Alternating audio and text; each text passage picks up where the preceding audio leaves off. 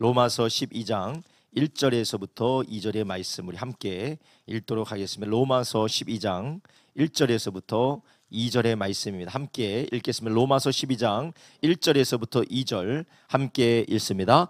그러므로 형제들아, 내가 하나님의 모든 자비하심으로 너희를 고라노니 너희 몸을 하나님이 기뻐하시는 거룩한 산제사로 드리라.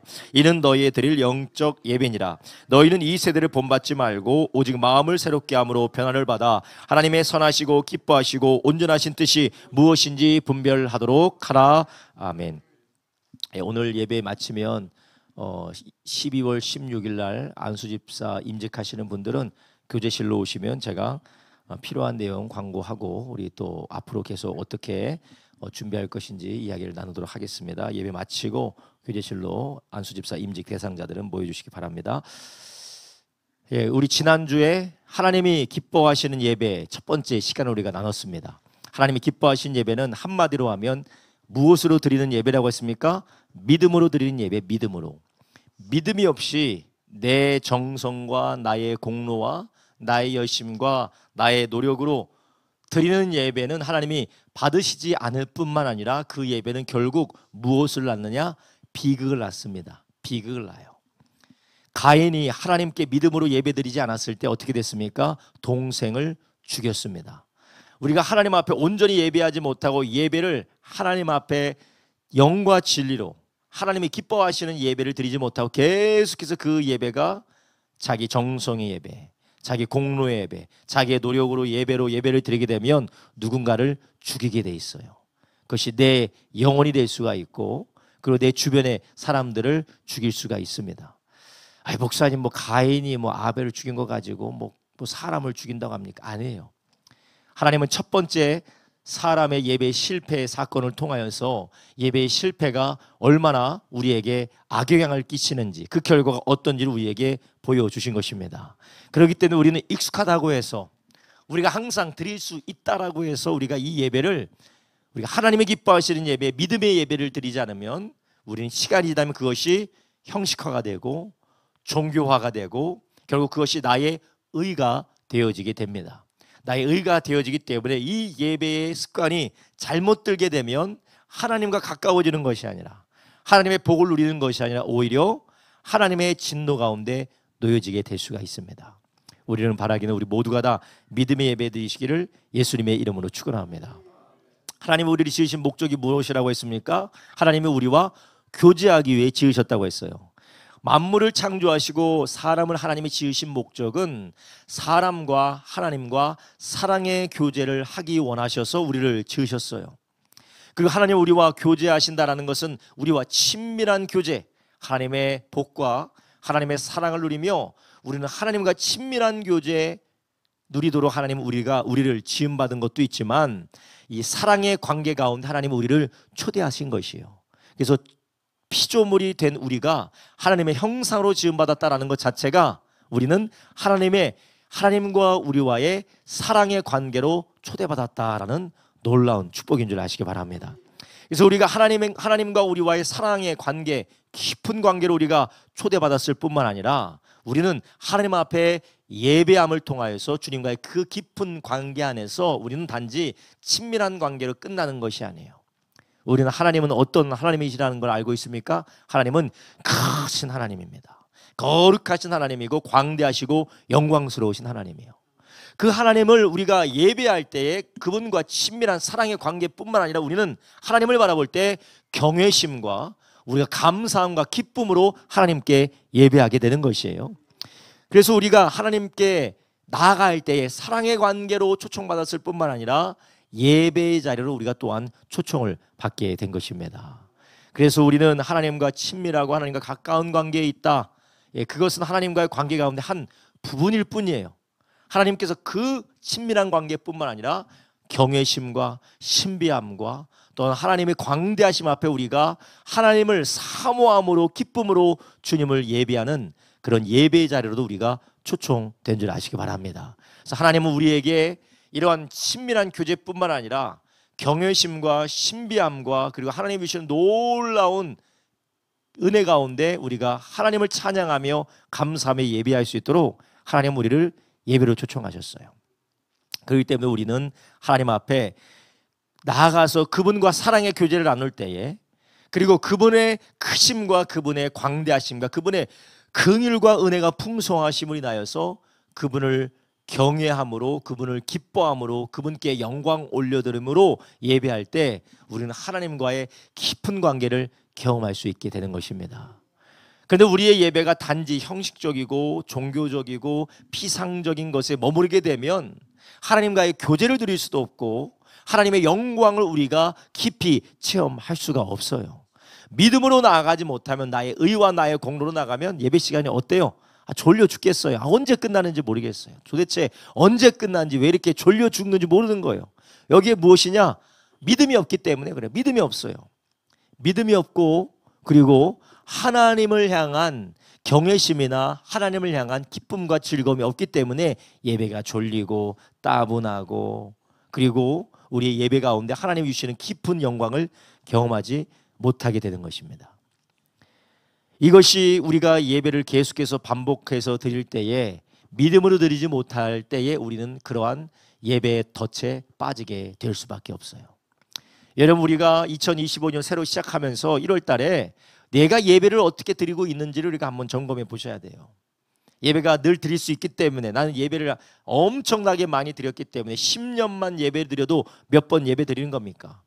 주일날 한 번 예배 드린다고 하면 52번인데 10년이면 520번이에요. 주일날 한 번이 아니라 수요예배 금요일까지 하면 3번이라면 520번이 3번이면 몇 번이에요? 엄청나게 많아요. 거기다 새벽 예배까지 포함하고 엄청나게 많아요. 수천 번의 예배를 내가 드렸다. 그러니 내가 이 정도는 뭐 예배 전문가가 아니겠냐라는 생각에 빠져드는 순간 예배 시간에 졸려요. 물론 예배 인도자의 문제도 있을 수 있겠지만, 그러나 예배가 무엇인지 우리가 따져보게 될 때 예배가 따분하고 언제 끝난지 모르겠고, 예배가 즐거움과 기쁨과 영광의 경험이 아니라 예배가 의무심으로 우리에게 다가오게 된다는 것이에요. 하나님은 우리를 깊은 예배, 영광의 예배, 하나님을 경험하는 예배로 우리를 초청하고 계시는 것을 믿으시기 바랍니다.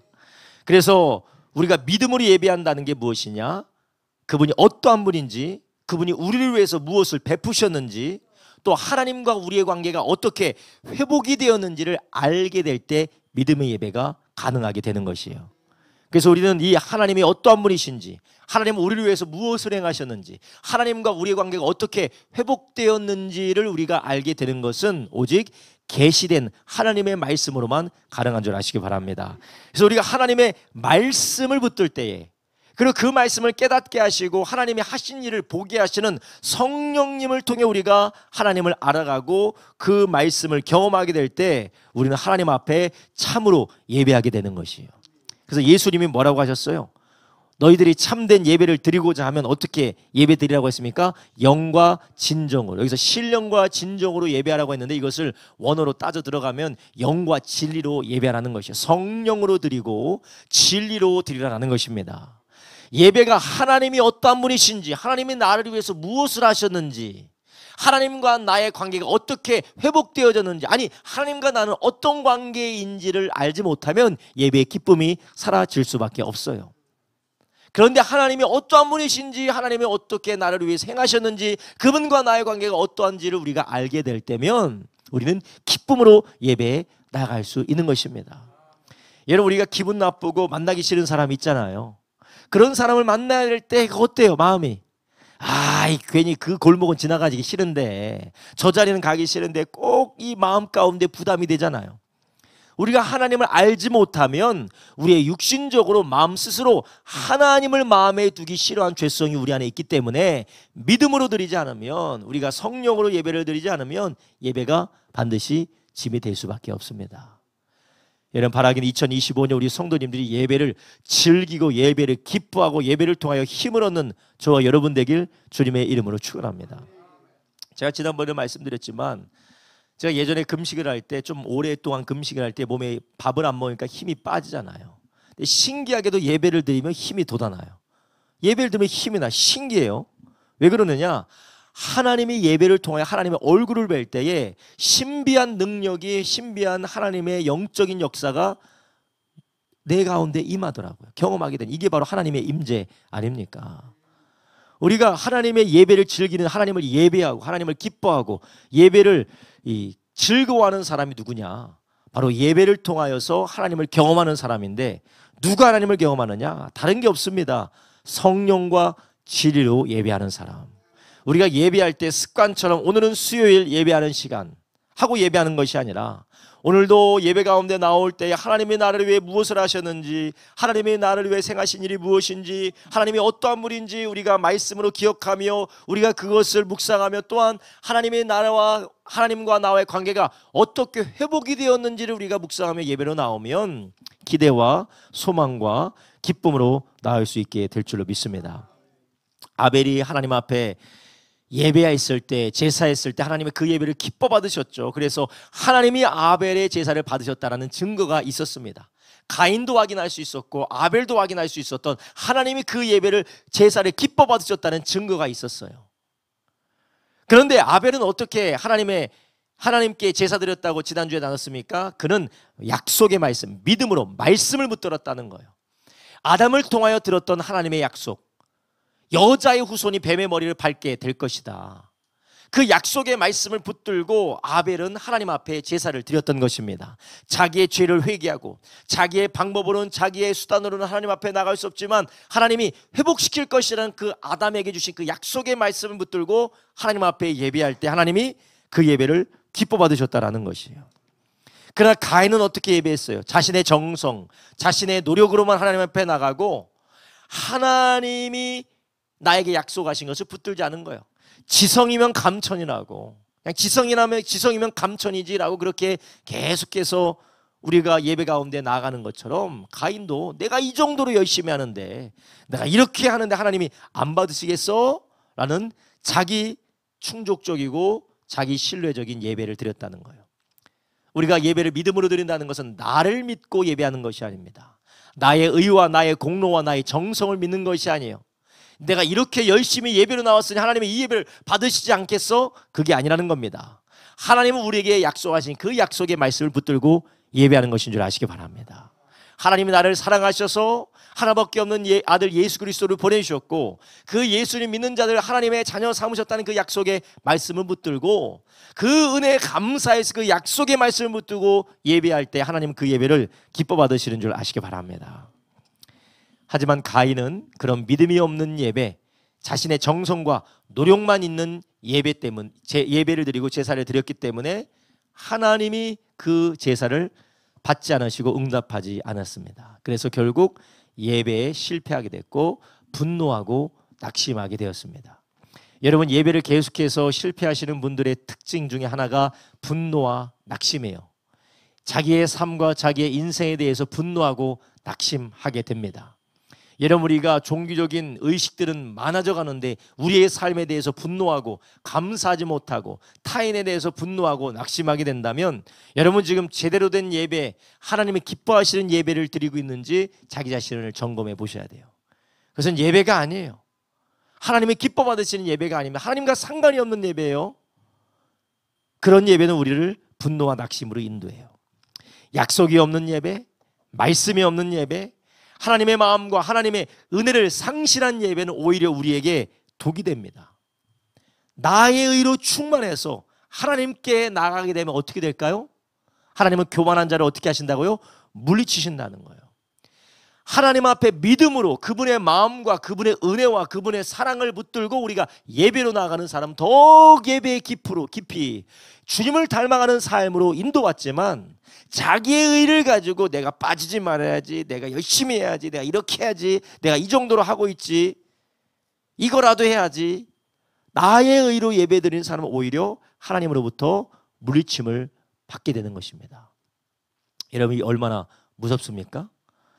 여러분, 그러므로 우리의 신앙생활은 지식 안에서, 진리 안에서 영으로 하나님 앞에 드려지는 저와 여러분 되기를 예수님의 이름으로 축원합니다. 그래서 우리가 하나님의 말씀으로 가까이 갈수록, 성령으로 충만할수록 우리는 하나님 앞에 더 나은 예배, 하나님의 기뻐하시는 예배를 드릴 수 있는 줄 아시기 바랍니다. 그래서 우리는 말씀 위에 하나님을 예배할 때, 성령의 인도하심을 따라 하나님을 예배할 때 우리는 깊고 풍성한 예배를 드릴 수가 있어요. 그래서 우리는 평소에 하나님의 말씀을 가까이 하셔야 돼요. 말씀을 늘 가까이 할 때 그 말씀 가운데 깨닫게 하신 하나님의 은혜와 하나님의 행하신 일로 인해서 우리의 예배가 말씀에 이끌린 예배를 드릴 수가 있습니다. 우리가 항상 하나님의 성령을 구하고 예배 전에 하나님의 성령의 인도하심을 구하는 예배를 드릴 때에 우리는 그 예배가 더욱더 깊어지는 예배를 드릴 수 있는 줄 아시기 바랍니다. 우리가 예배 전에 일찍 도착해서 기도하고 또 예배에 와서 또 찬양하면서 성령의 충만함을 구하며 회개하며 성령의 충만함을 구할 때 우리는 예배에 깊이 들어갈 수가 있어요. 그런데 정말 늦게 와서 이거 예배를 드리는 것인지 뭐 하는 것인지 아주 헐레벌떡 왔다가 헐레벌떡 가는 그런 예배는 예배가 도무지 깊어질 수가 없는 것입니다.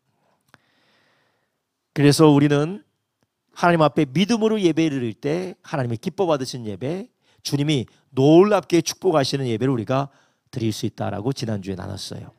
이것은 예배를 드리는 사람의, 예배자의 자세와 태도에 대한 것이죠. 믿음으로 예배드려라.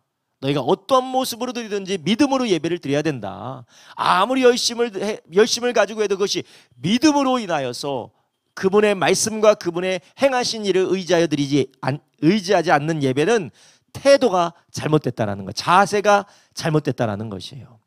우리가 무엇을 하더라도 운동도 태도가 상당히 중요하죠. 자세가 중요하죠. 자세를 잘못 잡으면 허리가 안 좋아집니다. 앉는 것도 자세를 잘 잡아야지. 물건도 옮길 때 자세를 잘못 잡으면 허리가 굽으면 이 디스크 터지는 거예요. 디스크 터져요. 허리 아픕니다. 무릎도 다칩니다. 자세가 좋아야 돼요.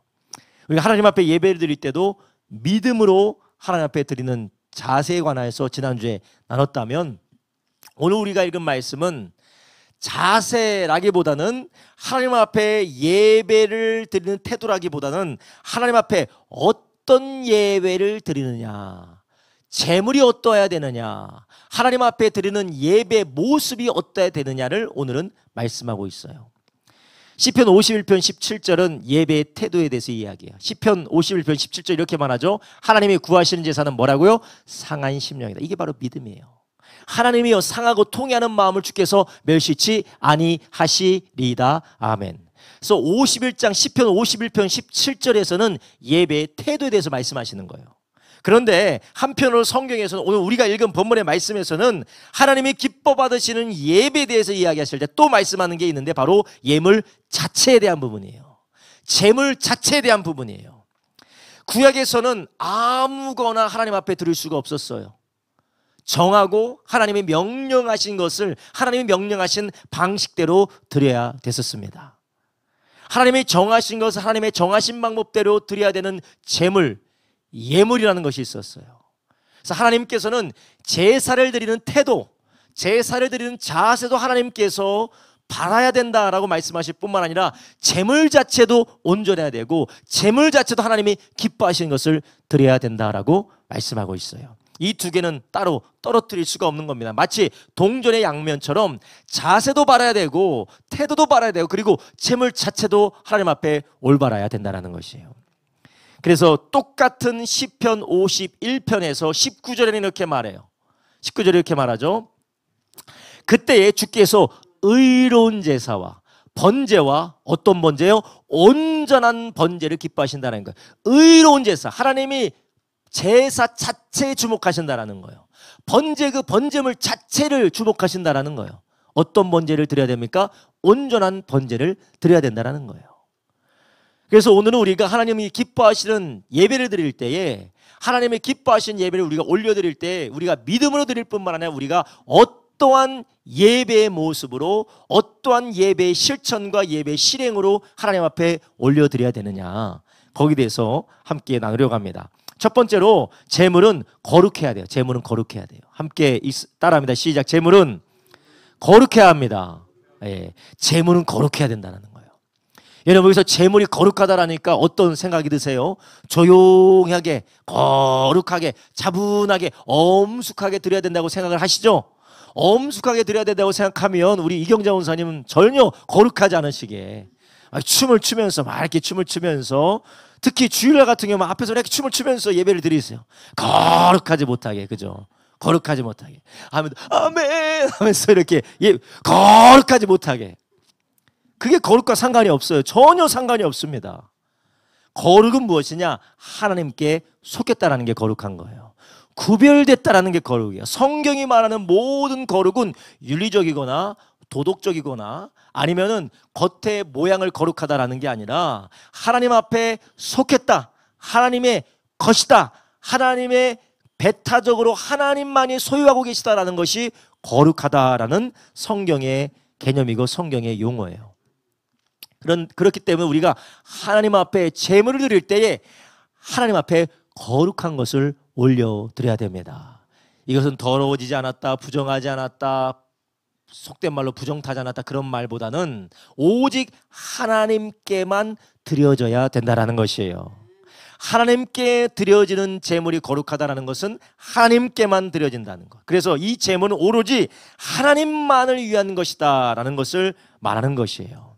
그렇기 때문에 예배는, 우리가 하나님 앞에 예배를 드린다라는 것은 무엇이냐? 이 시간은, 이 장소는, 그리고 이 모든 것들은 누구만을 위해서 드려지고 있다라는 것입니까? 하나님께만 드려지고 있다라는 것이에요. 그래서 하나님이 이 시간의 주인이시고 하나님이 이 시간에 받으시는 예배의 주인공이 되어야 된다라는 것이에요. 그래서 우리는 예배 시간에 우리의 마음과 우리의 생각을 하나님 앞에 온전히 드리는 시간이 예배인 줄 아시기 바랍니다. 예배 시간에 막 핸드폰 하면서, 예배 시간에 카톡 하면서, 예배 시간에 이 생각 저 생각 하면서, 예배 시간에 내가 하고 싶은 거 막 하면서 예배를 드린다는 거, 특별히 온라인 예배 드린다고 하면서 켜놓고 유튜브 켜놓고 물 떠러 갔다 왔다, 아유 오늘 요리를 좀 해야 되는데 요리하다가 아멘 하면서 막 요리하다가, 예? 유튜브 예배 드리다가, 요즘은 유튜브 예배 드리다가 또 다른 창 열어가지고 뭐 뉴스가 뭐가 있나 뉴스 쳐다보다가 또 뭐 말씀 들으면 아멘 하다가, 그거는 예배가 아니라는 것이에요. 우리가 유튜브로 예배드리든 온라인으로 예배드리든 우리가 현장에서 예배드리든 하나님 앞에 온전히 드리는 것이 바로 예배인 줄 아시기 바랍니다. 예배가 거룩하다라는 것은 우리가 뭐 겉에 보여지는 모습이 품행이 방정하다, 그게 거룩이 아니에요. 거룩은 하나님께만 오로지 속했다라는 것입니다. 우리가 의식으로 드려지는, 이렇게 회증으로 드려지는 예배도 하나님께 집중하여서 하나님의 주인 되어서 예배 드리는 것뿐만 아니라 우리의 삶의 예배도 하나님 앞에 거룩하게 드려진다는 것은 내 삶이 누구의 것이다? 하나님의 것이다라는 것이에요. 내가 무엇을 하든지, 내가 가정에서 시간을 보내든지 내가 직장에서 시간을 보내든지 그 시간이 나를 위한 것이 아니라 오로지 하나님을 위하여서 드려진다는 것이 바로 거룩한 제물이 된다는 것이에요. 오늘 우리가 읽은 로마서 12장 1절 본문에 뭐라고 해요? 형제들아, 내가 하나님의 모든 자비하심으로 너희를 권하노니 너희 몸을 하나님이 기뻐하시는 거룩한 산제사로 드리라. 그러니까 너희 몸을, 너희의 삶을 하나님이 기뻐하시는 제사로 드리라는 거예요. 이 제물이 중요하다는 거예요. 그러니까 너희의 삶이 누구의 것으로 드리라는 거예요? 하나님 것으로 드리라는 것이에요. 네 마음대로, 네 뜻대로, 네 생각대로, 너의 소원대로 살지 말고 하나님이 무엇을 원하시고 하나님이 무엇을 기뻐하시는지 오로지 하나님의 소유된 삶을 살아가라. 이것이 바로 하나님이 기뻐 받으시는 영적인 예배, 영적인 제사라는 것입니다. 우리의 예배가 하나님께 드리는 예배, 하나님께만 올려드리는 예배, 그런 예배를 드릴 때 하나님이 그 제물, 희생 제사를 기뻐 받으신다라는 것이에요. 그러기 위해서는 먼저 우리가 예배를 받으실 그분을 겸손함으로 바라보시기를 주님의 이름으로 축원합니다. 우리가 예배를 그냥 덜렁덜렁거리면서 그냥 습관에 따라서 타성에 젖어서 때가 됐으니까 나오는 게 아니라 나의 예배를 받으시는 예배의 주인이시고 내가 올려드리고 나를 받으실 그분을 겸손하게 의식하고 헌신된 마음으로 나와 예배하는 예배가 거룩한 예배인 것이에요. 습관 때문에, 그리고 자기 중심적인 마음으로 드리는 예배를 우리는 갱신하기를 주님의 이름으로 축원합니다. 나 편하자고 예배드리는 것이 아니라 내가 편리하고 나의 편의를 따라 예배하는 것은 예배가 아닙니다. 온라인 예배 왜 드려요? 나 편하려고. 날씨 추우니까. 오기 싫으니까. 예배 드리기 위해서 온라인 예배 드리는 거 너무 잘하는 거예요. 예배 드리기 위해서 하나님을 예배하기 위해서 온라인 예배 드린다면 그것도 예배예요. 그런데 나 편하려고, 나 편하기 위해서 온라인 예배 드리, 어디 거기까지 왔다 갔다 하면서 예배를 드려. 여기서 다 드릴 수 있는데, 예배를 드리기 위해서 온라인 예배를 드리냐, 아니면 나 편하려고 온라인 예배라는 형식을 취하느냐, 이것은 바로 하나님이 기뻐하시는 제물이냐, 하나님이 받지 아니하는 거룩하지 않은 부정한 제물이냐의 차이인 줄 아시기 바랍니다. 그래서 우리는 자기중심적인 마음, 그리고 습관을 따라 예배한다라면 이것은 하나님이 온전히 소유하신 예배가 아니라 내 것을 주장하는 자세라는 것이에요. 여러분, 우리의 예배가 거룩하시기를 예수님의 이름으로 축원합니다. 그래서 우리가 자기중시적인 마음과 습관에서부터 우리가 벗어나서 하나님이 예배의 주인이시며 하나님께 예배를 드려야 된다라는 그런 마음으로 우리는 어떻게 하면 그렇게 예배할 수가 있습니까? 그것은 우리가 예배 전에 우리의 마음을 하나님 앞에 정돈하고 또 그분을 바라보는 준비의 시간, 예비의 시간이 있기를 주님의 이름으로 축원합니다. 이것이 우리에게 필요해요. 그렇지 않으면 우리는 그러한 준비와 예비의 시간이 없다면 우리는 하나님을 온전히 예배하기에 우리의 마음과 생각이 우리 모르는 사이에 잘못될 수가 있어요. 그래서 우리가 일찍 나와서 기도하는 이유가 그것이고, 우리가 일찍 나와서 찬양으로 예배를 시작하는 이유가 그것입니다. 여러분, 우리는 자기중심적인 예배에서 이제는 벗어나야 돼요. 어떻게 하면 조금 더 편하게 예배드릴까? 어떻게 하면 조금 더 편리하게 예배드릴까? 어떻게 하면 나의 삶에, 나의 생활에 지장 없이 예배를 드릴까가 아니라 나의 주인이신 하나님을 어떻게 예배할까로 우리가 바뀌어지기를 주님의 이름으로 축원합니다. 구약에서는 제물을 어떻게 했어요? 그냥 하나님 앞에 제물 드리지 않았어요. 제물을 불살랐어요. 제물을 불살라서 이것이 내 것이 아니라 누구 것이라고요? 하나님의 것이라는 거예요. 그 제물의 용도를 다, 용도와 그 가치를 소멸되기까지 불태워서 드리고, 곡식들도 그냥 하나님 앞에 드리는 게 아니라 어떻게 드렸어요? 다 빻아가지고 다 가루로 만들어서 하나님 앞에 불태워서 기름을 부어서 하나님 앞에 올려 드렸습니다. 물론 그 제물을 태우지 않고 사람과 먹고 나누는 것도 있었지만, 하나님 앞에 드려지는 제사와 하나님께 드려진 예물의 본질은 태워서 하나님께만 올려드리는 것입니다. 하나님께 드리는 것, 이것은 바로 우리가 하나님 앞에 드리는 예배의 시작이며 본질이라는 것이에요. 물론 예배를 통하여서 우리가 복과 위로와 신비한 역사가 반드시 있어요. 이것은 예배의 본질과 예배의 목적이 아니고, 이게 예배의 무엇입니까? 이것은 예배의 결과예요. 예배의 본질과 예배의 목적은 우리가 신비한 경험을 하고 우리가 복을 받고 어떤 위로를 받는 것이 아니라 하나님 앞에 우리를 드리는 것이 예배의 본질이고 목적인 줄 아시기 바랍니다. 그런데 우리는 예배의 본질과 목적에 집중하는 것이 아니라 예배의 결과에만 우리의 마음을 쏟는 경우가 있어요. 그래서 예배의 결과가 내가 탐탁치 않아, 거기에만 집중하는 것이요. 내가 오늘 어때요? 오늘 은혜 못 받았어. 하나님이 예배를 받으셨는지는 관심이 없어. 내가 오늘 예배 못 받았다니까. 오늘은 뭔가 좀 찝찝하다라니까. 뭔가 오늘 시원치 못하고 개운치 못하고. 이것은 예배의 본질에 집중하지 못하고 하나님 앞에 드리는 예배의 시작을 우리가 제대로 바라보지 못한 탓이에요. 우리가 예배의 결과에 집착하게 되면 어떻게 되느냐? 우리는 하나님을 경배하고 하나님을 높이고 거룩한 예배로 올려드린다라기보다는 하나님과 우리와 거래하려고 드는 거예요. 하나님과 나와 거래하려고 드는 거예요. 내가 지성으로 예배드리면 하나님 나를 위로해 주셔야지.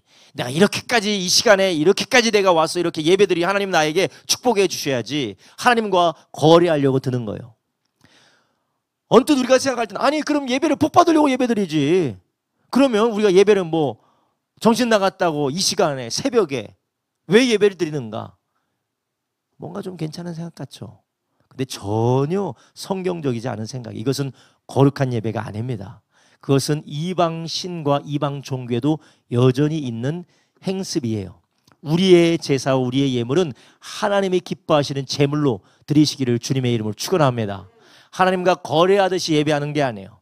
오늘도 하나님 내가 이렇게 예배하니까 복을 주십시오. 내가 오늘 꼭 복을 받고 나가야겠습니다. 복을 주시지 않으면 내가 가지 못하겠습니까? 못하겠습니다. 아니, 하나님이 이미 우리에게 복을 주신 줄 아시기 바랍니다.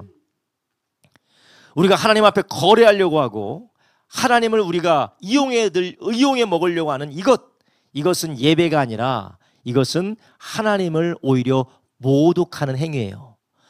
우리가 하나님이 기뻐하시는 제물, 하나님이 받으시는 온전한 제물, 거룩한 제물을 드리는 것이 아니라 우리는 하나님이 말씀하신 대로 가증한 제물을 드리는 것입니다. 가증한 제물을 드리는 것이에요. 우리는 하나님의 은혜를 기뻐하고 감사하며 그분 앞에 감사하고 찬양하고 우리의 삶을 올려드리는 예배가 되시기를 주님의 이름으로 축원합니다. 그러므로 우리는 힘들고 어렵고 불편스럽고 고통스럽더라도 하나님께 나 자신을 예배로 올려드리는 차원에서 예배를 해야지, 내 중심적이고 나를 위해서 예배하려고 하는 사람은 조금만 불편하면 어떻게 해요? 원망이 쏟아져 나와. 여러분 예배할 때 막 짜증나는 경우가 있죠. 피아노가 뚱땅뚱땅 이상하게 쳐. 짜증나죠. 뭐야 이게, 이 뒤에서 이게 이 PPT 하시는 분이 뭔가 이상한 거 돌리지도 않고 이게 뭐 하는 거야 이거, 이상한 거 하고 있어. 그러면 짜증이 나고 화딱지가 확 나죠. 예. 음향이 뭔가 내가 마음에 드는 음향이 아니고 이상한 음향이 나와. 그럼 어때요? 혈기가 확 나가지고 이게 뭐냐고. 이게 하나님을 사랑하는, 그렇게 혈기 부리자 하나님을 사랑하는 사람은 하나님 앞에 드려지는 예배는 절대 그러지 않아요. 지금 예배가 누구를 위해서 드리고 있어요? 나의 만족을 위해서 드리고 있기 때문에 그래요. 종교적인 수준에 머물러 있기 때문에 그렇습니다. 여러분 우리의 예배는 어떻게 해야 될까요? 하나님 앞에 헌신하여 드려지는 거룩한 제물이 되시기를 예수님의 이름으로 축원합니다. 하나님께 드린 것은, 하나님 앞에 헌신된 것은 뭐가 없습니까? 말이 없어요. 말이 없어요. 내 취향도 없고 나의 의견도 없고 나의 주장도 없어요. 말이 없어요. 그냥 하나님 앞에 드려졌어요. 할렐루야. 말이 많고 불평이 많고 불만이 많고, 물론 제가 요 부분 예배가 탁월해야 된다는 부분은 제가 조금 이따 말씀을 드리겠어요. 그런데 자기 중심적으로 불평이 많고 불만이 많고 이래야 된다 저래야 된다, 왜 이건 안 하냐, 왜 저건 안 하냐, 이건 나 왜 마음에 안 든다, 온갖 자기만 많은 사람은 그것은 거룩한 제물일까 우리가 한번 생각해 봐야 돼요. 여러분 우리는 산제물로 하나님 앞에 올려드린다라는 것, 우리가 예배를 드린다라는 것은 우리의 삶이 하나님의 것이며 우리의 삶은 오직 하나님만이 받으셔야 되는 하나님의 것이다라고 고백하는 것인 줄 아시기 바랍니다. 우리는 하나님 앞에 예배로 내 자신을 올려드려야 돼요. 하나님이 찾으시고 하나님이 기뻐 받으시는 제물이 무엇이냐? 내 자신을 하나님 앞에 올려드리는 것이요. 나를 주장하고 나를 드러내고 나를 나타내고 나의 취향을 따라하는 것은, 그것은 예배가 아니에요. 여러분 우리는 얼마나 하나님 앞에 드려야 되는 예배를 나의 기호와 나의 취향을 따라 얼마나 그 예배를 우리가 난도질하면서 하나님의 기뻐 받으신 예배를 우리가 무관심하고 있었습니까? 여러분 우리는 더 이상은 우리의 마음 가운데 나의 유익과 만족을 위해서 예배가로 나온 것이 아니라 하나님께 영광 올려드리기 위해서 예배로 나가시기를 주님의 이름으로 축원합니다. 그런데 너무나도 무서운 건 우리의 마음이 너무나도 여기에 익숙해져 있기 때문에 내가 은혜 받아야지, 내가 축복받아야지, 내가 위로받아야지, 내가 힘을 얻어야지 라는 이 마음이 너무나도 익숙해져 있기 때문에 이것이 우리에게 이상한 거예요. 하나님 앞에 예배를 드린다는 자체가 이상하게 들려요. 이것이 뭔가 맞지 않은 것처럼 들려지는 거예요. 왜냐? 자기 중심적인 생각이 너무나도 강하기 때문에. 여러분 자기 중심적인 생각으로 우리가 예배로 나아갈 때 우리는 하나님과 거래하려고 하고, 또한 하나님의 나라와 하나님의 의를 구하는 것이 아니라 나의 뜻을 구합니다. 나의 뜻을 구하게 되면 어떻게 됩니까? 예배 가운데 나에게 맞는 얘기가 있으면 막 좋아해요. 나에게 맞는 스타일이 있으면 너무나도 좋아요. 그러나 나 맞지 않으면 어떻게 돼요? 관심이 없어요. 그때부터 속칭 말하는 은혜가 안 돼. 은혜가 떨어져. 졸음이 팍 오기 시작해요. 여러분 여기서 제가 우파 정치적인 이야기를 해봐야 잠이 확 깰걸요. 좌파 정치 이야기 해봐요. 그럼 잠이 확 깰걸요. 그런데 반대로 좌파 정치 이야기 해봐요. 여러분 그때부터 막 분노가 일어나기 시작하면서 잠이 들기 시작하고, 우파하기 시작하면 그때부터 분노가 일어나기 시작하고 잠이 들기 시작하고, 뭐냐, 자기 취향대로. 물론 그런 말을 해서도 안 되겠지만 자기 관심과 자기 기호에 따라 예배의 분위기와 예배 태도가 좌우되는 이유가 무엇이냐? 바로 그것이 내 중심적인 예배를 드리고 있다는 거예요. 여러분, 그런 예배가 어디에 나옵니까? 출애굽기에 나와요. 우리를 위한 신을 만들어내라 라고 하고, 하나님을 섬겨야 될 이스라엘 백성들이 무엇을 만들어 놓고 절합니까? 금송아지를 만들어 놓고 뛰놀면서 금송아지에 절하고, 이것이 하나님이다 라고 절하고 있어요. 하나님은 금송아지가 아니에요. 그런데 우리는 하나님을 예배한다고 하고 나를 위한 신을 만들어 놓고 나에게 맞으면, 내가 보기에 좋으면 것을 기뻐하고 뛰어들어요. 하나님은 형상이 없고 우리의 생각을 넘어서 말씀 그대로 우리 가운데 찬양받으시고 높임 받으셔야 될 줄로 믿습니다. 할렐루야. 그래서 우리는 예배의 기본이 무엇이냐? 하나님 앞에 우리 자신을 드리는 것이에요. 거룩한 제물을 드려야 됩니다. 그래서 고린도전서 10장 31절에 뭐라고 합니까? 그러므로 너희든지 먹든지 마시든지 무엇을 하든지 다 하나님의 영광을 위하여 하라. 아멘. 여러분, 이제 우리는 하나님 앞에 회중으로 모여서 예배할 때도 감사하며 영광을 올려드리며 하나님의 뜻을 따라 변화되고 새로워지기를 소망하면서 우리의 삶을 드리는, 시간을 드리고 중심을 드리는 예배가 되기를 주님의 이름으로 축원합니다. 오늘은 무슨 말씀을 통해, 오늘은 어떤 하나님이 주시는 감화 감동을 통하여 내가 힘을 얻고 은혜를 받을까? 물론 그것도 있어요. 근데 그게 결과라는 거예요. 그것은 결과라는 거예요. 내가 어떻게 하나님 앞에 영광을 올려드릴까? 하나님 앞에 나의 자신을 올려드릴까라는 예배가 되기를 예수님의 이름으로 축원합니다. 두 번째로 제물은 어떻게 되느냐? 거룩해야 되고, 두 번째는 제물이 온전해야 된다는 것이. 한번 따라합니다. 제물은 온전해야 합니다. 다시 한번, 제물은 온전해야 된다는 거예요. 여러분, 이 제물이 온전해야 된다는 거에 대해서 우리는 성경에 보면 흠이 없는 온전한 예물을 드려야 된다라고 성경은 말씀하고 있어요. 하나님께서는 흠이 없는 온전한 예물을 드리기 원해요. 하나님이 기뻐 받으시는 예배는 온전한 온전한 제물을 하나님이 받으시길 원합니다. 그런데 우리가 오해하지 말아야 될 게 무엇이냐? 하나님이 온전하고 흠이 없는 예물을, 제사를 드리기를 원한다고 해서 우리가 하나님 앞에 완벽하고 결벽함으로 하나님 앞에 나가야 된다는 것을 의미하는 것이 아니에요. 하나님은 우리에게 온전한 제사와 온전한 예배를 원한다는 것은 우리가 완벽하게, 우리가 결벽적으로 하나님 앞에 완벽해서 그분 앞에 온전할 수 있다라는 게 아니에요. 우리는 오직 예수 그리스도 안에서만 온전하고 그리스도 안에서만 우리가 하나님 앞에 온전한 예배를 드릴 수 있는 줄 아시기 바랍니다. 할렐루야. 그렇다면 하나님이 우리에게 온전한 제물과 온전한 예배를 드리기 원하신다는 게 무엇이냐? 완벽주의나 결벽증을 가지고 하나님 앞에 예배하라는 게 아니에요. 내가 하나님 앞에 완벽할 수 있다, 내가 완벽해야 된다는 그런 생각이 아니라, 우리가 예수 그리스도 안에서, 하나님 안에서 내가 온전했다는 것을 기뻐하며 그리스도 안에서 하나님을 예배하라는 것인 줄 아시기 바랍니다. 근데 또 이것을 오해하는 사람이 누구냐? 완벽주의나 결벽주의로 하나님 앞에 온전하려고 하는 것도 잘못된 것이지만, 우리가 경솔하고 나태하고 부주의함을 하나님께서 허용하시는 것도 아니에요. 온전한 제사와 제물을 드리라고 하는 것은 우리가 하나님 앞에 완벽주의적으로 내가 하나님 앞에 완벽하기 위해서 애쓰라는 것도 아니지만, 그러나 이제 하나님이 그리스도 안에서 우리를 온전케 하셨으니까 이제 나는 뭐 좀 나태해도 돼, 조금 내가 게을러도 돼, 조금 내가 태만해도 돼 라고 하는 것도 아니에요. 그렇다면 하나님이 온전하다, 온전하게 예배드리라는 것은 무엇이냐? 첫 번째로는 예수 그리스도 안에서 자기 의가 아니라 나를 온전하게 하신 예수 그리스도의 의로 하나님 앞에 예배하라는 것이고, 두 번째는 이런 하나님의 은혜 안에서 예배할 때에 우리 안에 있는 나태함과 경솔함과 부주의함을 경계하라는 거예요. 여러분, 알아들으셨나 모르겠어요. 두 가지의 방면을 우리는 바라봐요. 첫 번째는 내가 흠이 없는 예배를 드려야 된다. 그래서 이 헌금을 어떻게 해요? 헌금을 그냥 전날부터 담임이랑 막 해서, 아이고 10,000원짜리가 접혔어, 이거 흠이 있는 이 재물, 흠이 있는 재물 어떻게, 이 흠이 있는 재물 네가 예배 시간에 졸았어, 이 흠이 있는 짓 하나님, 내가 예배 시간에 졸아가지고 하나님 안 받았어. 야, 그러면 그렇게 예배드려서 하나님 앞에 완벽할 사람이 누가 있어요? 아유, 내가 오늘 애기들 때문에 내가 예배 시간을 5분 늦었어. 이거 하나님께서 안 받아. 이거 큰일 났어. 이거 저주받아, 저주받아.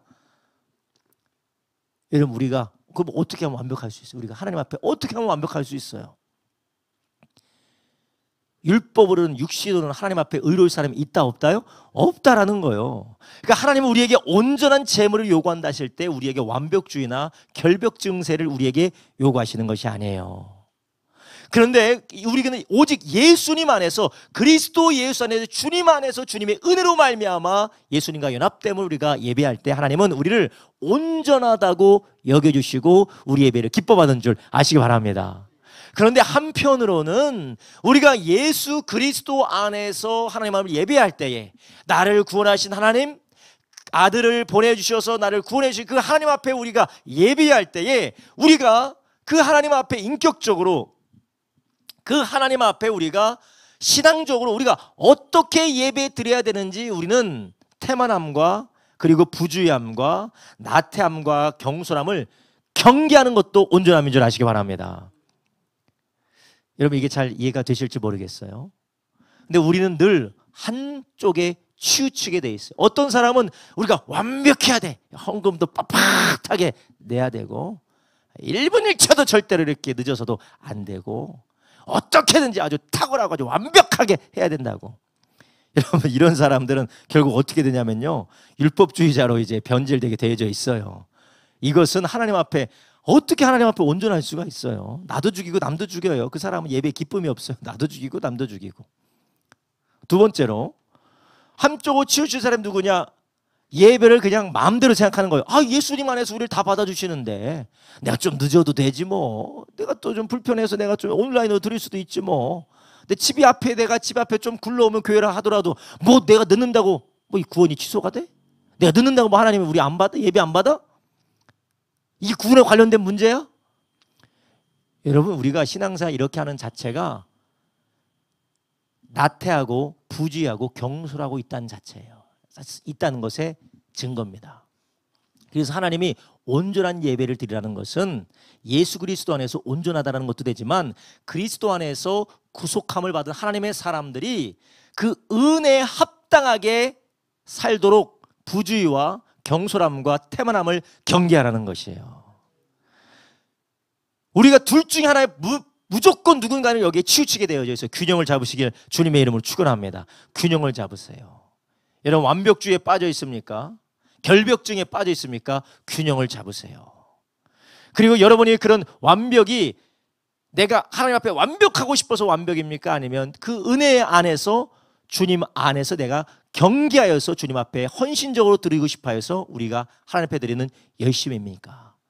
헌신입니까?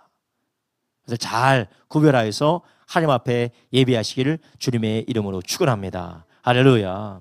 어떤 사람도 하나님 앞에 완벽할 수 없죠.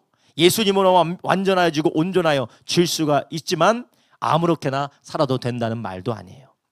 그래서 우리는 분별력 있이 경계해야 된다는 거. 오늘 본문의 두 번째 2절에 뭐라고 합니까? 2절에 뭐라고 하고 있습니까? 너희는 이 세대를 본받지 말고 오직 마음을 새롭게 함으로 변화를 받아 하나님의 선하시고 기뻐하시고 온전한 뜻이 무엇인지 분별하도록 하라. 아멘. 여러분, 우리가 완벽주의 망령에 시달리는 것도 문제지만 너무 나태하고 부주의하고 건성으로 예배를 드리는 것도 문제라는 것이에요. 그래서 우리는 예배를 받으실 하나님 앞에 인격적이고 합당한 예배가 무엇인지를 우리는 늘 생각하고 분별하면서 자라나기를 주님의 이름으로 축원합니다. 하나님은 우리에게 완벽을 원하는 것이 아니고 우리에게 충성됨을 원하시는 것이에요. 그래서 우리는 예배 시간마다 우리가 주님 앞에 드리는 예배가 우리의 삶도 하나님의 자녀로서, 하나님의 은혜를 받은 자녀로서 내가 하나님 앞에 충성되이 살아가기 위해서는 어떻게 해야 될지를 우리가 분별하고 그것을 주의하여 살아가는 것이 우리의 예배가 되기를 주님의 이름으로 축원합니다. 이것이 하나님이 기뻐 받으시는 온전한 제물, 온전한 예배라는 것입니다. 여러분, 우리는 온전하지 못하였던 모습을 우리는 하나님 앞에 회개해야 돼요. 하나님 앞에 완벽할 수도 없음에도 예수님을 의지하는 것이 아니라 나의 행위를 의지하여 완벽하려고 했던 우리의 교만을 회개해야 되고요. 우리는 겸손히 하나님 앞에 충성됨으로 감사함으로 예배하기를 주님의 이름으로 축원합니다. 하나님의 은혜 앞에 우리가 태만하고 우리가 하나님의 은혜 앞에 우리가 무분별하고 그리고 규모 없이 예배한 것도 우리가 하나님 앞에 회개하셔야 돼요. 하나님은 우리가 하나님 앞에 충성되의 예배로 나가기를 원하는 줄 아시기 바랍니다. 신실하게 예배로 나가기를 원하시는 것이에요. 우리는 회중 예배든지 우리의 일상의 예배든지 우리의 삶이든지 예배의 주인은 하나님이시고 이 예배를 드릴 수 있도록 우리 은혜 베푸신 하나님을 기억하면서 우리가 비록 부족할지라도 그 안에서 하나님 앞에 감사할 줄 아시기를 주님의 이름으로 축원합니다. 완벽주의를 가지고 살아가는 사람의 특징이 무엇이냐? 늘 자기 자신을 자책해요. 이르지 못하는 수준에 도달하지 못하는 자기 자신을 보고 늘 자책하고 괴로워하고 정죄감에 빠집니다. 반면에 자책하고 정죄감에 빠질 뿐만 아니라 남을 바라볼 때 어떻게 해요? 야, 쟤는 지옥 가야 되는 애다. 쟤는 반드시 지옥 가야 되는 애고, 아유, 쟤가 지옥 가지 그럼 누가 지옥 가? 그래, 뭐 네가 뭐 볼 수 있냐? 지옥이나 가야지. 남들을 향하여서 사랑이 아니라 아주 냉혹하고도 잔인한 시선과 말을 하게 될 수밖에 없어요. 왜냐? 자기 자신을 그렇게 바라보고 있기 때문에 그래요. 그러나 우리가 완벽주의나 율법주의가 아니라 하나님의 사랑 안에서 우리가 충성되이 신실하게 예배하려고 할 때 우리는 비록 내 안에 부족한 모습이 보일지라도 하나님 안에 더 나아질 수 있기를 기도하고 이렇게라도 예배할 수 있도록 은혜 주신 하나님께 감사하게 되는 줄 아시기 바랍니다. 할렐루야. 여러분, 우리 안에 어떤 마음이 있으십니까? 늘 도달하지 못하는 수준에 미달된 내 자신을 보며 죄책감을 가지고 불안하고 염려가 되고 하나님 앞에 죄송한 마음으로 살아가고 계십니까? 하나님이 그런 마음을 원하시는 것이 아니라 하나님 은혜에 감사하며 주님의 뜻대로 더 살기 원하는 신실된 마음을 원하는 줄 아시기 바랍니다. 반면에 우리가 하나님은 나를 구원하셨으니까 하나님은 내가 하나님 자녀 됐으니까 내가 무엇하든지 하나님은 다 받아주시오. 그렇죠, 하나님은 다 받아주세요. 그렇지만 그것은 하나님이 하시는 일이지 내가 그걸 주장하는 거 아닙니다. 우리는 하나님 앞에 우리가 할 수 있는 최선을 다해서 신실할 수 있도록 우리의 삶을 드려야 되는 줄 아시기 바랍니다. 여러분, 우리 자신이 내 스스로가 하나님의 은혜 받은 사람으로서 어떻게 살아야 될지 내 생각이 아니라 성령님이 내 안에서 깨닫게 해주시고 감동하시는 자리 안에서 신실하게 세워지기를 주님의 이름으로 축원합니다. 이런 예배는 성령 안에서 더욱더 탁월하고 더욱더 온전한 예배로 성장하게 되는 줄 아시기 바랍니다. 이런 예배를 드리는 사람, 자기 연약함 때문에 괴로워하지도 않고 자기의 규모 없음을 인하여서 하나님 앞에 방탕하지 않고 오히려 성령님의 도우심을 의지하고 늘 성령 안에서 더 나은 예배자로, 더 신실한 예배자로, 더 탁월한 예배자로 성장하게 될 줄로 믿습니다. 여러분, 그러다 자기 자신을 의지하는 사람, 늘 남들만 정죄하고 자기 스스로 괴로운 사람으로 남아있게 됩니다. 그리고 방탕하고 규모 없이 정말 형편없이 자기의 삶을 헌신하지 않는 사람은 점점 더 하나님의 은혜를 남용하는 자로 우리의 삶이 변하게 되는 것이에요. 여러분, 이를 위해서 우리는 어떻게 해야 될까요? 오늘 본문에서 말하고 있죠. 너희는 마음이 변화되어야 된다는 것입니다. 여러분, 우리의 마음이 변화되어야 돼요. 우리가 하나님의 은혜 안에서 우리 은혜를 온전히 의지하는 마음으로 은혜에 감사하며 그 은혜 안에 분별력 있게 하나는 마음으로 변화되는 저와 여러분 되길 주님의 이름으로 축원합니다. 여러분, 그렇다면 우리의 마음이 어떻게 변화가 되고 우리가 분별하는 마음이 될 수가 있습니까? 예수님 말씀하셨어요. 너희는 시험에 들지 않도록 뭐 하라고요? 깨어서 근신하여서 기도하라라는 것입니다. 우리가 깨어 기도하지 않으면 우리는 분별력 있는 마음으로 나갈 수가 없습니다. 방탕하든지 아니면 우리가 율법주의에 빠질 수밖에 없습니다. 그리고 우리가 하나님의 말씀을 통하여 우리는 하나님의 마음이 무엇인지 하나님의 뜻이 무엇인지 우리가 분별하게 되는 줄 아시기 바랍니다. 성경은 계속해서 말씀하세요. 청년이 하나님 앞에 마음을 정결하게 할 수 있는 것은 무엇으로 가능하다고요? 하나님의 말씀으로만 가능하다라는 것이에요. 청년이 무엇으로 그 행실과 그 마음을 깨끗하게 하냔 말이죠. 하나님의 여호와의 말씀으로 삼가는 것밖에 없다라고 말씀하셨어요. 여러분, 우리가 하나님의 말씀으로 우리의 마음을 새롭게 하시는 성령님의 역사, 기도 가운데 우리 안에 있는 모든 쓴뿌리도 우리가 악한 생각들을 치료하시는 성령의 역사가 아니면 우리는 율법주의에 머물든지 아니면 우리는 규모 없는 그런 방탕한 삶에 우리가 휩쓸려 가든지 둘 중에 하나로 치우치게 되어져 있어요.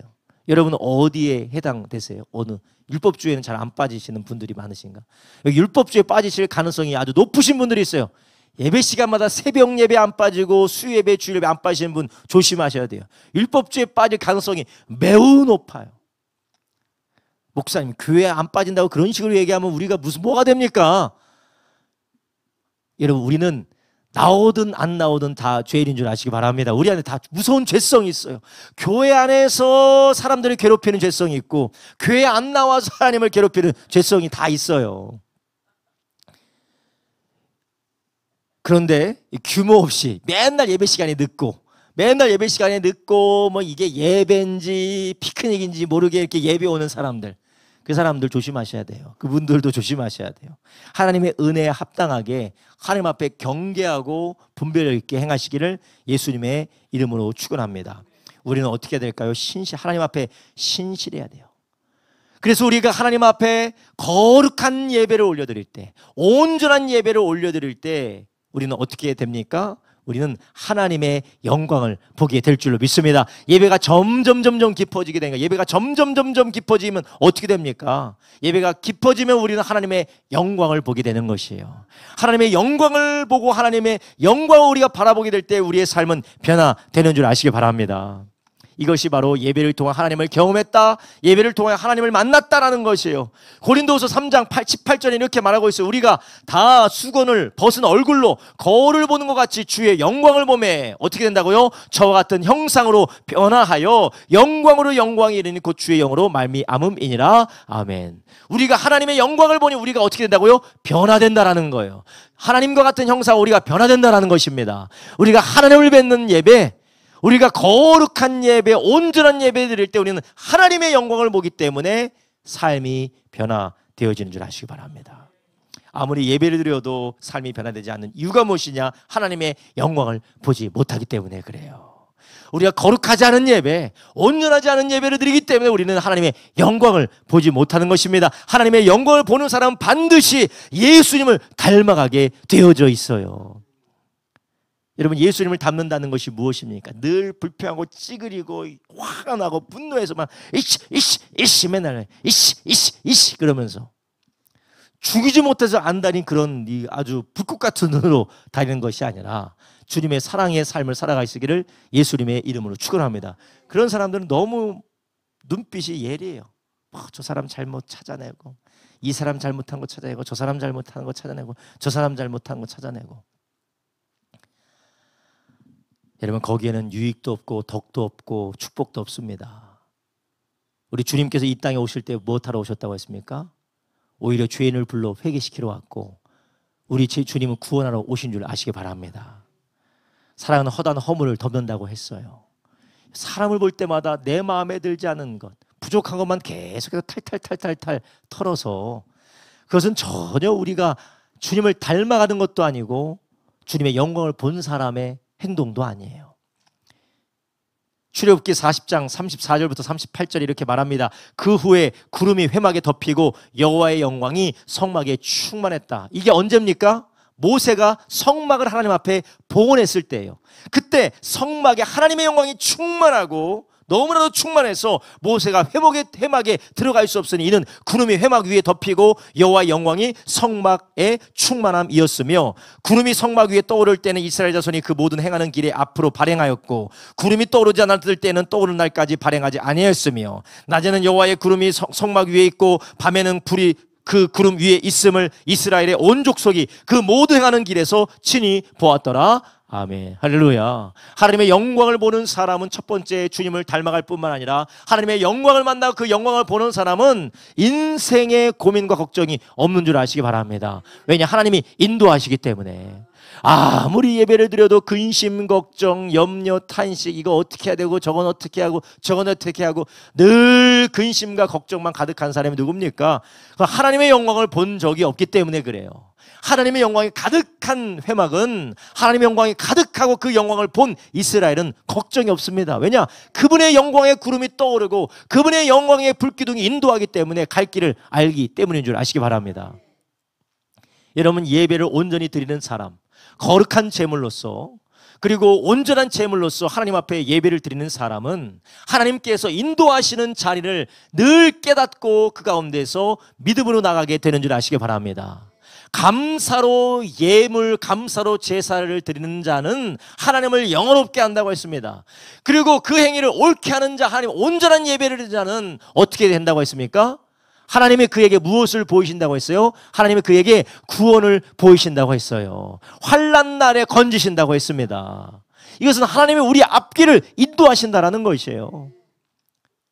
아무리 예배를 드려도 근심도 많고 걱정도 많고 앞으로 어떻게 살아야 되는지, 이거 도대체 막막해서 어떻게 살아야 되는지 모르는 탄식만이 나온다면 우리는 우리의 예배가 온전히 예배로 나가지 않는다는 것을 우리가 스스로 고백하는 것이에요. 여러분, 우리는 어떻게 해야 될까요? 거룩한 제물로, 거룩한 예배로 나가시기를 주님의 이름으로 축원합니다. 거룩한 제물이 무엇이라고요? 내가 만족하기 위해서 하나님 앞에 나가는 겁니까? 아니면 하나님을 높이기 위해서 나가는 것입니까? 하나님을 높이고 하나님께 찬양하며 하나님 앞에 감사하기 위해서 나가는 것입니다. 할렐루야. 그 하나님의 뜻대로 살기 위해서 나오는 것이에요. 그래, 우리가 수요일마다 금요일마다 예배하는 건 하나님 은혜 감사할 뿐만 아니라 오늘 말씀 듣고 오늘 예배를 통하여서 내가 하나님의 뜻대로 살기 위해서 나오는 줄 아시기 바랍니다. 이게 예배라는 것이에요. 그리고 온전한 제물은 무엇입니까? 온전한 예배는 무엇입니까? 우리가 하나님 앞에 완벽주의를 버리고 하나님의 은혜 안에서 기쁨으로 예배하시길 주님의 이름으로 축원합니다. 노이로제 시달리지 마세요. 물론 우리가 노이로제 시달려서 막 눈에 불이 켜서 막 이렇게 사람을 괴롭게 하고 자신을 괴롭게 하는 예배 드리지 마세요. 그런 주님께서 그거 보고 뭐라고 하시겠어요? 아이고 잘한다. 야, 그래, 네가 그 정도로 노이로제 절릴 정도로 그렇게 예배하니까 너무 잘한다. 주님은 그러시겠죠? 그런 예수님이 우리를 위해서 죽지도 않으셨어요. 그런 예수님은 우리를 위해서 죽으시지도 않으셨어요. 아이고 그래, 네가 더 걸려라, 더 걸려라. 얼마나 내가 기쁘니, 조금 더 걸리면 내가 더 기쁘겠다. 그런 예수님은 아닙니다. 반면에 우리가 하나님 앞에 율법으로 완벽주의로 예배하지 않을 뿐만 아니라 우리가 하나님 앞에 부주의하고 태만하고 우리가 규모 없이 방탕하게 예배하는 것도 하나님의 은혜를 남용하는 것인 줄 아시기 바랍니다. 이것은 온전한 예배가, 온전한 제물이 아니라는 거예요. 우리는 늘 하나님의 무엇을 기뻐하실지 경계하되 말씀으로 우리의 태만한 마음이, 자기로 충만한 마음이 새로워지기를 예수님의 이름으로 축원합니다. 말씀 안에 새로워지고 성령 안에서 변화되어지고 주님의 몸된 교회 안에서 우리가 태만한 것이 있으면 옆에서 격려해 줄 사람이 있어야 되고, 너무 율법주의에 빠진 사람이 있으면 그 사람을 축복해 주고 격려해 줄 사람이 있어야 되는 것이에요. 그게 바로 교회 안에서 하나님이 성령으로 역사하는 것인 줄 아시기 바랍니다. 그렇게 우리가 거룩하고 온전한 제사를 드릴 때 우리는 하나님의 영광을 보게 될 줄로 믿습니다. 그 영광은 저와 여러분을 변화시켜 주실 줄로 믿습니다. 여러분, 성품이 변화되기를 주님의 이름으로 축원합니다. 목사님, 죽어야 바뀌어요. 죽어야 바뀌어요. 죽어야 바뀌어요. 그 사람은 하나님의 영광을 아직 못 본 사람이에요. 하나님의 영광을 본 사람은 바뀔 수밖에 없습니다. 왜냐? 성경이 말씀하셨기 때문에 그래요. 우리 자녀들에게 하나님의 영광을 보여주십시오. 하나님의 영광을 보여주는 하나님을 예배하는 예배 자리로 나가게 하여 주십시오. 거룩한 예배로, 온전한 예배로 자녀를 인도할 때, 내 자식은 절대 변하지 아니에요. 하나님의 영광을 볼 때 변하는 줄 아시길 바랍니다.